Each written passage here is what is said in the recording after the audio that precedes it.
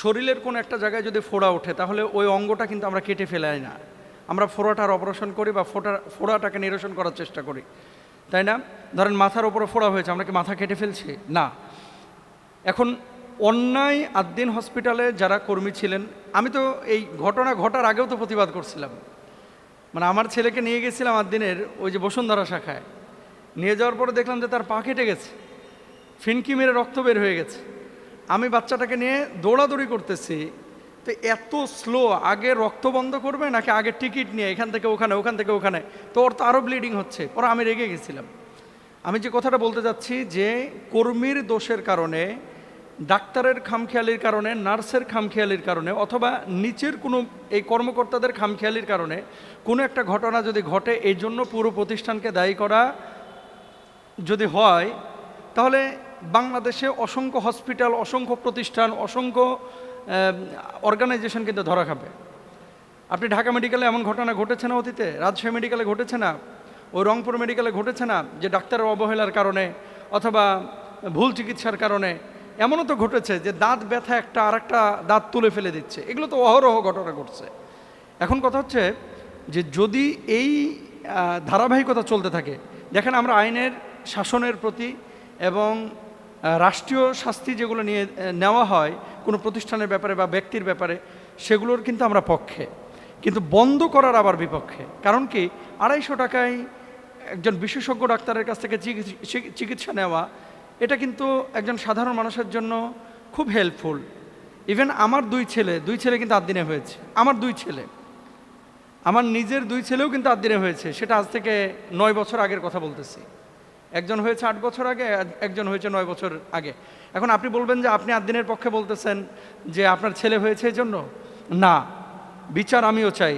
যিনি গাফলতি করেছেন, যিনি অন্যায় করেছেন, তার বিচার চাই।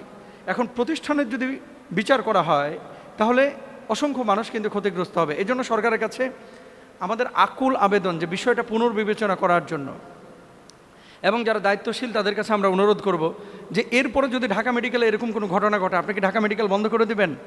ল্যাবেইডে এমন ঘটনা ঘটেছে অতীতে, এমন বলতে স্বজনরা বলেছে যে তাদের খামখেয়ালির কারণে আমার রোগী মারা গিয়েছে। এভার কেয়ার, স্কোয়ার, বড় বড় হসপিটালগুলো সবগুলো কি বন্ধ করে দিবেন? এটা কি সম্ভব? তাহলে বাংলাদেশে হসপিটাল খুঁজে পাওয়া যাবে? বরঞ্চ যেই জায়গাটায় ঝামেলা হয়েছে ওই জায়গাটা কারেকশন করা, ওখানে ডেডিকেশন তৈরি করা, ওই জায়গাটায় হসপিটালকে প্রেশার ক্রিয়েট করা, তাদেরকে একটা সীমারেখা বেঁধে দেওয়া যে এই কয়দিনের মধ্যে তোমাদেরকে এগুলো কারেকশন করতে হবে। এরপরে নিয়মতান্ত্রিকভাবে ওখানে চেয়ারম্যান আপনাদের পক্ষ থেকে একজনকে দেন না, সরকারের পক্ষ থেকে একজন পরিচালক বসান, তো 24 ঘন্টা সিসি ক্যামেরায় তদারকি করেন, তা আপনারা রুলস রেগুলেশন তৈরি করে দেন। তৈরি করার পরেও যদি এরকম কিছু ঘটনা ঘটে, একবার দুইবার আপনার সুযোগ দেওয়ার পরে যে শুধরাচ্ছে না, আপনি তখন ক্যান্সেল করে দেন, লাইসেন্স বাতিল করে দেন। আমরা শাসনের পক্ষে, শাস্তির পক্ষে, তবে বন্ধের পক্ষে না। যারা অপরাধী তাদেরকে শাস্তি দেন। কারণ এখানে একজন দুইজন না, আমি দেখেছি 65,000 ডায়ালিসিসের রোগী এখান থেকে উপকার পেয়েছে। শত শত না, হাজার হাজার হার্টের রোগী। ইভেন আমার বাড়িতে কোনো রোগী যদি আক্রান্ত হয় রোগে, আমি প্রথমেই টান দিয়ে আদ্দিনে নিয়ে চলে যাই।